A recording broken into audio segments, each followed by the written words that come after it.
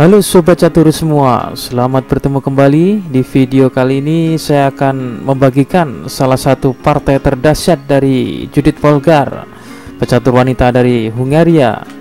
Partai ini dimainkan oleh Judith Polgar saat berhadapan dengan pecatur andalan India, Viswanathan Anand.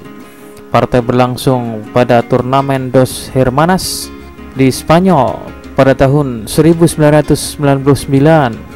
Judith Polgar yang terkenal dengan permainan super agresif secara dahsyat menggempur pertahanan Anand dengan permainan taktisnya, memaksa Anand bertahan secara ketat.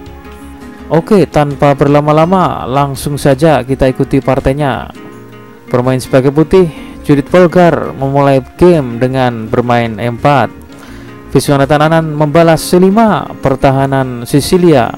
Kuda F3, Anand D6 dan Judith D4. Sekali D4 dan balik dipukul kuda.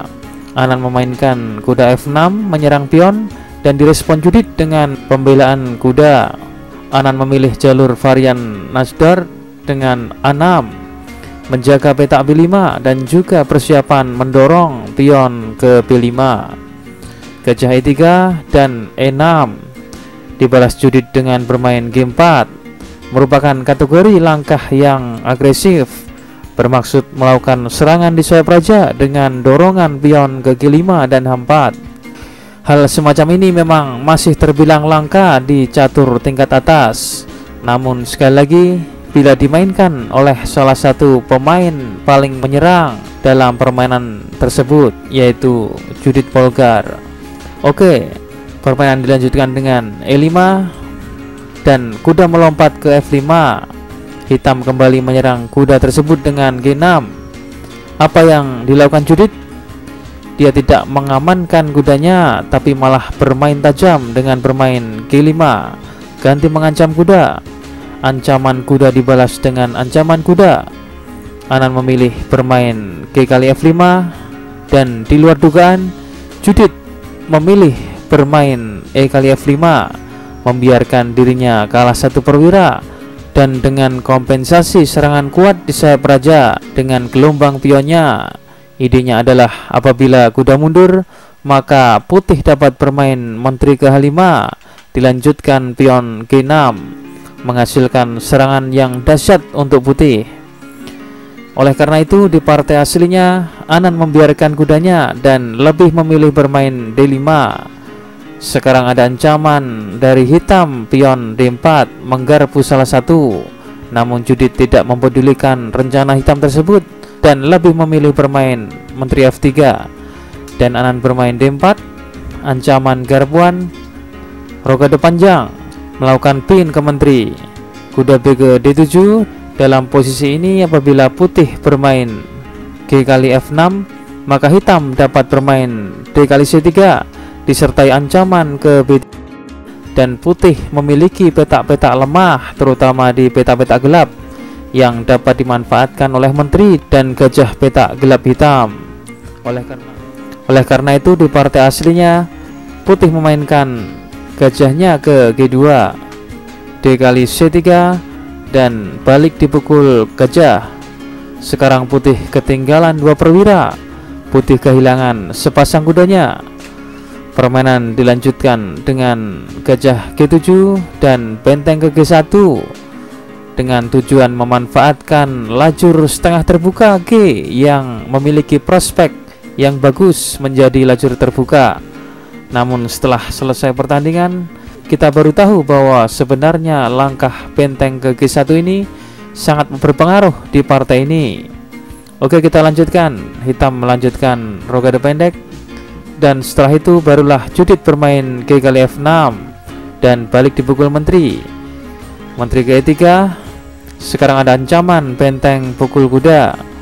Apabila gajah mengambil, maka gajah makan pion E5. Bila menteri hitam mengambil, maka balik dipukul menteri dan putih menang. Oleh karena itu di partai aslinya hitam memainkan rajanya ke H8, dan sekarang apabila putih bermain benteng kali D7, maka akan gagal karena hitam membalas gajah kali D7, gajah kali E5, dipukul menteri, kombinasi putih gagal akibat pin benteng ke raja telah hilang. Oke, kita kembali ke permainan. Setelah langkah raja hitam ke H8, putih memainkan F4, menambah tekanan ke pion hitam E5. Menteri B6, Anan mengajak pertukaran untuk menyederhanakan permainan setelah unggul perwira, dan Polgar menolaknya dengan memainkan menteri ke G3, menyerang gajah dan sekaligus mengancam mat.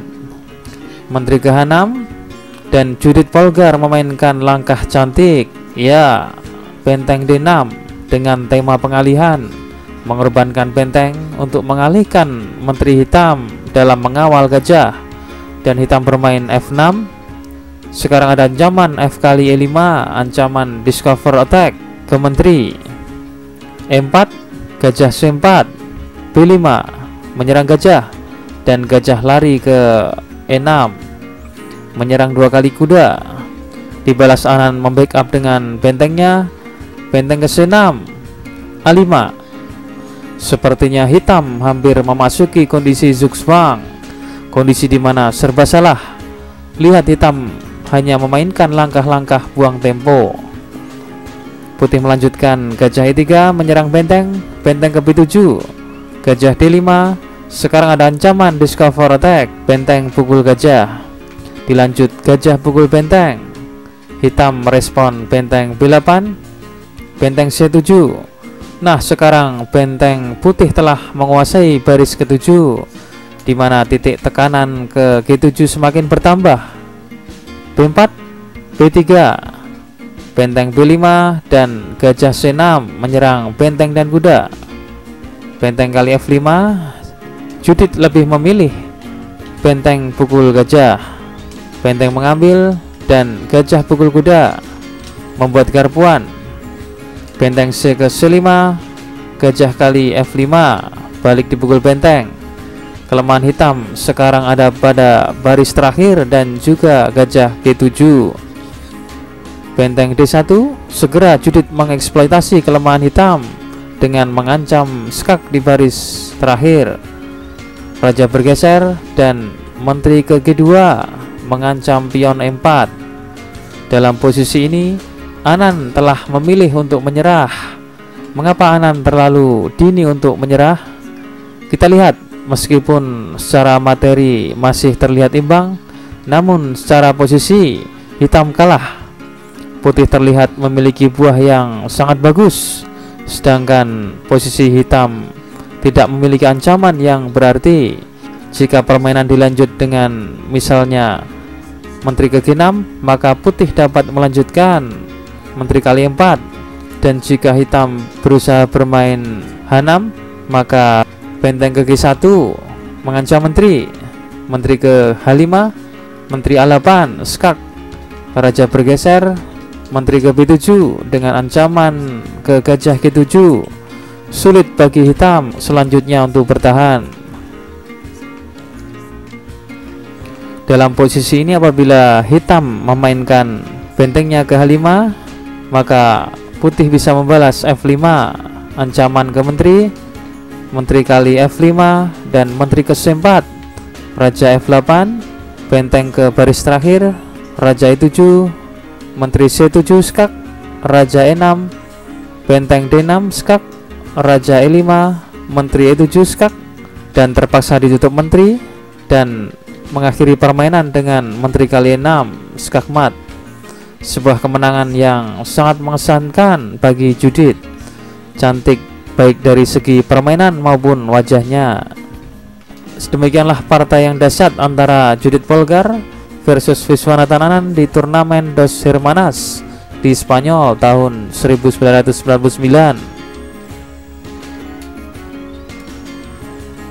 Selanjutnya akan kita tampilkan kunci jawaban problem catur video yang kemarin. Kuncinya adalah kuda D3. Apabila D1 menjadi kuda untuk menghindari ancaman mat di peta F2, putih bisa melanjutkan raja H3, kuda ke E3, dan kuda ke F2 skak mat. Atau apabila hitam melanjutkan kuda ke F2, maka kuda pukul kuda, skakmat.